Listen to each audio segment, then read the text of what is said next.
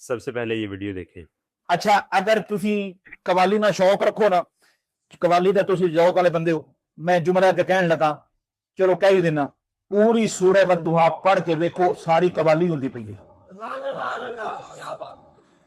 والدہا واللیل اذا سجا ما ودعک ربک وما قلا وللآخرۃ خیر لک من الاولی ولسوف یعطیک ربک فترضی الم یجدک یتیما فآوی ووجدک ضالا فہدی ووجدک عائلا فأغنی فأما اليتیم فلا تقہر وأما السائل فلا تنہر وأما بنعمت ربک فحدث۔ اچھی کہو یا سبحان اللہ۔ سونے اور کسی کے نے کہا ذہن میں لے نہیں کہ آنے کری میں کہ رب آپ ہی سونے دی قوالیاں کرتا پیا۔ موصوف نے یہ بیان کیا ہے کہ رب جو ہے اللہ تعالیٰ کی ذات جو ہے وہ خود قوالی فرما رہی ہے، یعنی قرآن مجید کو ایک ایسے طریقے سے پڑھنا کہ جو سراسر اس کے لیے بے ادبی کا طریقہ ہے، اور قرآن کریم کو صحیح طریقے سے نہ پڑھنا، یعنی ایک تو یہ ہے کہ قرآن کو قوالی بتانا اور پھر پڑھنے کا انداز اوپر سے یہ ہے۔ علماء کرام نے قرآن کریم کو ایسے انداز سے کہ جو انداز بے ادبی کا ہے اس سے پڑھنے سے بھی منع فرمایا ہے کہ ایسے انداز سے بھی نہیں پڑھنا، اور بجائے اس کے کہ قرآن پاک کے اندر جو پیغام دیا گیا ہے اس کو بتایا جائے، لوگوں کو سمجھایا جائے۔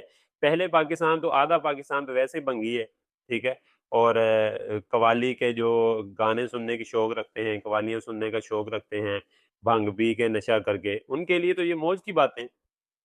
اور پھر ایسے علماء کرام، اب ان کو علماء کرام پتہ نہیں کہنا چاہیے بھی کہ نہیں، لوگوں کو انہوں نے گمراہ کرنے کا ٹھیکہ لیا ہوا ہے، یعنی عوام میں قرآن کا تو شعور پہلے نہیں ہے، بجائے اس کے کہ قرآن کریم کا پیغام لوگوں میں عام کیا جائے اور یہ بتایا جائے کہ اللہ تعالیٰ نے امت کے لیے قرآن میں کیا پیغام دیا ہے، یہ نہیں بتانا۔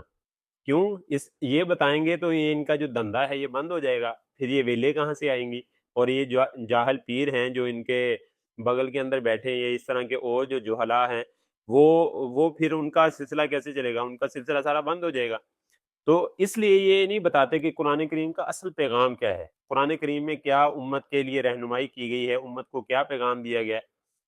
اللہ تعالیٰ نے قرآن مجید کے اندر ارشاد فرمایا ہے وَأَنزَلْنَا إِلَيْكَ الذِّكْرَ لِتُبَيِّنَ لِلنَّاسِ مَا نُزِّلَ إِلَيْهِمْ، کہ ہم نے آپ کی طرف ذکر کو نازل فرمایا ہے۔ اب یہاں سے ذکر سے مراد، تمام علماء اکرام فرماتے ہیں کہ ذکر سے مراد قرآن مجید ہے، کہ امت کی طرف قرآن کو نازل کیا گیا۔ کیوں؟ لِتُبَيِّنَ لِلنَّاسِ مَا نُزِّلَ إِلَيْهِمْ، تاکہ امت کو بتایا جائے، ان تک یہ پہنچایا جائے اور ان کے سامنے یہ بیان کیا جائے جو اللہ تعالیٰ نے ان کی طرف بھیجا ہے، کہ اللہ کا پیغام کیا ہے، امت کو بتایا جائے تاکہ امت اس سے اپنی اصلاح کر سکے۔ اب علماء کرام کا جو کام ہے اصل میں وہ امت کی اصلاح ہے، نہ کہ یہ طریقہ بتانا کہ اچھا اس میں قوالی کی گئی ہے اور یہ قوالی کا طریقہ ہے۔ تو قرآن پڑھنے کا آپ کو صحیح طریقہ نہیں آتا تو آپ کسی سے سیکھیں، بجائے اس کے کہ ایسے اشارہ کر کے اور ایسے اشارہ کر کے آپ ویلے لیں۔ اور دوسری جگہ اللہ تعالیٰ نے قرآن مجید کے اندر ارشاد فرمایا ہے وَلَقَدْ يَسَّرْنَا الْقُرْآنَ لِلذِّكْرِ فَهَلْ مِن مُدَّكِرٍ، کہ ہم نے اس قرآن کو نصیحت کے لیے آسان کر دیا ہے۔ اب اس آیت مبارکہ میں ہم واضح دیکھ سکتے ہیں کہ جو قرآن کے نزول کا مقصد ہے وہ کیا ہے؟ نصیحت، کہ امت کو نصیحت کی جائے تاکہ اس کے ذریعے اپنی امت اصلاح کر سکے۔ اب اصلاح تو کیا کرنی، بجائے اس کے کہ اصلاح کریں، امت کے اندر گمراہی کو پھیلانا۔